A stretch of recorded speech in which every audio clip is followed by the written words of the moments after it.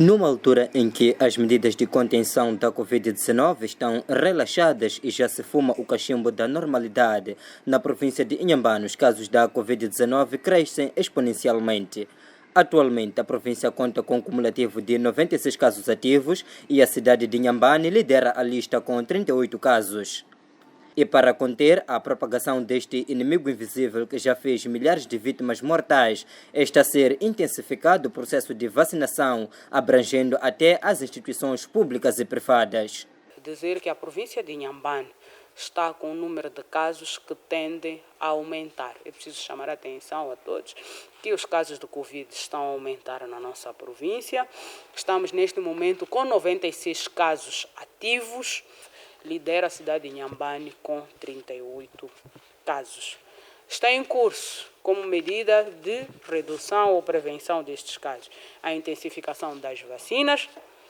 O desafio atual que nós temos como governo está na dose de reforço. E o setor da saúde trouxe-nos aqui nesta sessão uma estratégia que está a adotar para aumentar a quantidade de vacinados, que é vacinar a nível das instituições. Numa outra abordagem, o setor de saúde em Inhambane apresenta uma boa nova para a população. Trata-se do autoteste de HIV-Sida realizado na base de saliva e pode-se ter o resultado de seu estado serológico dentro de 30 minutos. O autoteste de HIV-Sida, que é um teste de rastreio da infecção pelo HIV, em que a pessoa pode-se fazer o teste e detectar se é positivo ao HIV ou não. O indivíduo que deseja conhecer o seu estado serológico de HIV, colhe uma amostra, através de uma amostra da saliva e realiza o teste sozinho e obtém o resultado em 30 minutos. É um autoteste que está a ser implementado na nossa província em 10 distritos, nomeadamente em Inhambane, Jangamo, Inharime, Zavala, Umuine, Morumbene, Massinga, Vilanculo, Inhassuru e Govuro. A informação foi partilhada durante o decurso da primeira sessão do Conselho de Serviços de Representação do Estado em Inhambane.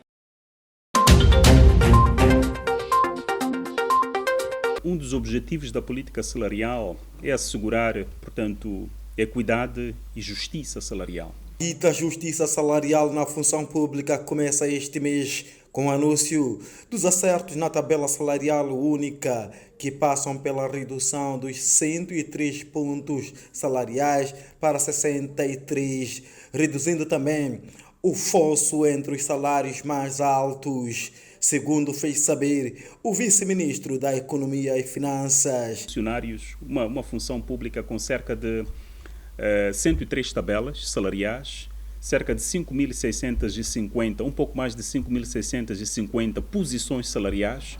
Como devem imaginar, é um manancial de informação respeitante a salários difícil de gerir e que também contribuiu para uma evolução, um crescimento acelerado das despesas com salários e reduzir o espaço fiscal para o investimento público. O que se fez é, portanto, criar uma tabela salarial única, harmonizar estes salários, reduzir o fosso entre os salários mais altos, o salário de referência e os salários mais baixos.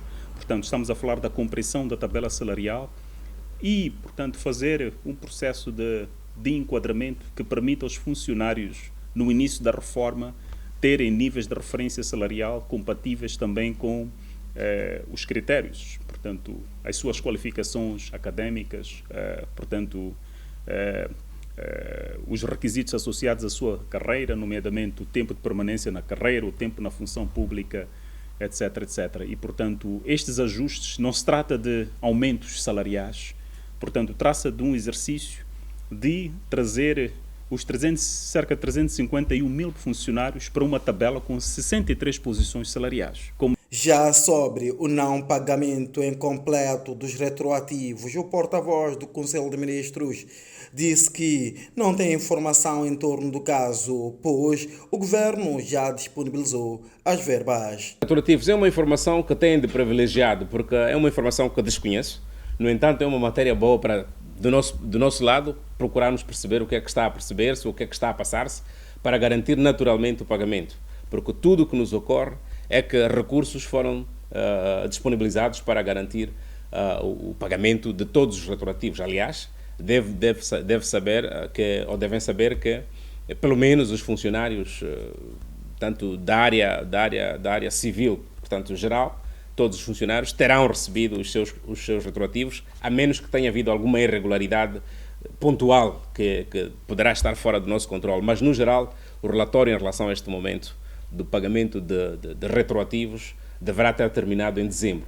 Agora, com esta informação ou com a nota que coloca, isso vai permitir que a Comissão se informe e procure perceber, de facto, o que é que terá acontecido no setor que o colega apresentou em específico. Refira-se que fontes seguras garantiram à nossa reportagem que, para além dos homens da lei e ordem que não tiveram nenhum tostão dos retroativos, os agentes das Forças de Defesa e Segurança de Moçambique tiveram uma parte dos seus retroativos.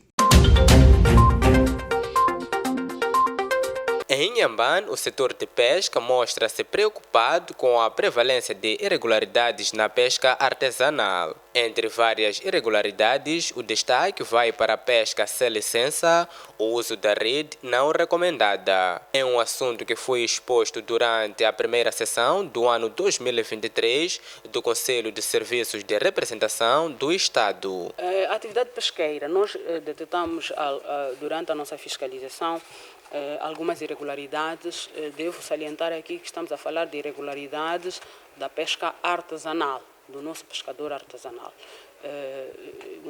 Por exemplo, a pesca sem licença, o uso de instrumentos, de malhagem não recomendada, estamos a falar de uma rede que não é recomendada, uso de redes mosquiteiras. No que diz respeito à proteção das espécies marinhas, a porta-voz da seção, Elvira Chauk, afirmou que as comunidades locais estão sensibilizadas a não capturar espécies protegidas pela lei.